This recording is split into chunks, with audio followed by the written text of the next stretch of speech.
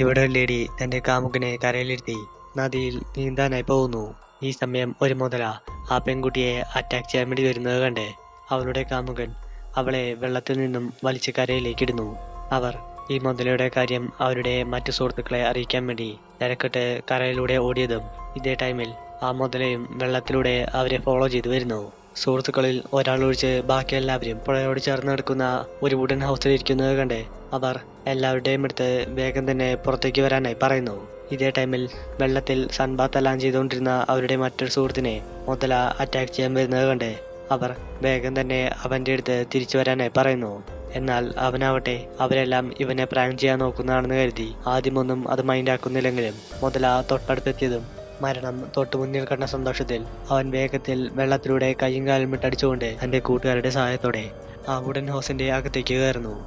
ഈ സമയം മുതല അവിടെ നിന്നും തിരിച്ചു പോകുന്നത് കണ്ട് അവർക്കെല്ലാം വളരെയധികം സന്തോഷമെല്ലാം ആവുന്നു. എന്നാൽ കുറച്ചു കഴിഞ്ഞതും മുതല അതിവേഗത്തിൽ നേരെ ഈ വുഡൻ ഹൗസിൽ വന്നിടിക്കുന്നു.